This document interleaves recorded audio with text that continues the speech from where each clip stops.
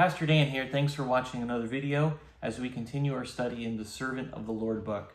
Today our attention is turned to chapter 9, which is entitled The Substituted Servant.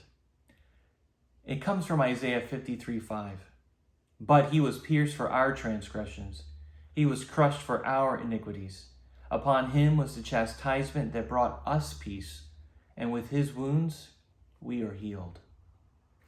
The scene has shifted in the last verse to self-reflection, realizing that they are the deserving of suffering for their own sin, although they thought at one time that he suffered for his own sin, but it wasn't. He carried our own sin on our behalf.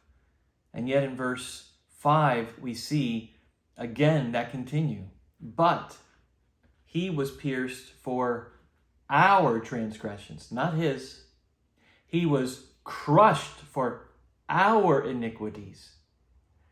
Upon him was the chastisement, the punishment that brought us peace. By his wounds, we are healed. In verse 5, we see the doctrine of penal substitutionary atonement. The word penal means penalty. The word substitution means to take the place of. And atonement is to cover the sins of. And so what is penal substitutionary atonement? It's when someone takes the place and suffers the penalty on behalf of another. This is what the servant of the Lord is prophesied to do in Isaiah 53:5. He was pierced for our transgressions. He was, wasn't he? His hands, his feet, nails went through them. Just to make sure that he was actually dead, they took a spear and jabbed it through his side. He was pierced through and through. And for whose transgressions? Transgressions is another word for sin. Iniquities is another word for sin. All those words are for sin. He was pierced and crushed. Why? For us. This is the confession. We thought it was his sins, but no. It was us. We thought he deserved it.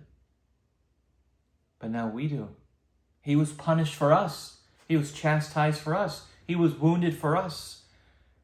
This is the heart of the gospel. Without substitution, you cannot have the gospel. And this goes all the way back to the early pages of the Old Testament, where God told the Jews to offer up a sacrifice. We see this in Abraham and Isaac. Isaac goes up. He's the sacrifice. God stops him, provides a ram, the Passover lamb, the bulls, the goats, everything that was offered in the temple. It was on behalf of the people. But now God becomes a man. And now he offers himself in place of the people who hate him, who reject him, who despise him. It wasn't for his sin. It was for theirs. For us. This is the glory of substitution. So yeah, the servant of the Lord was prophesied to be a substitute, to take the place and punishment for the sins of another people. And this is what Jesus did. Until tomorrow. Thank you for reading.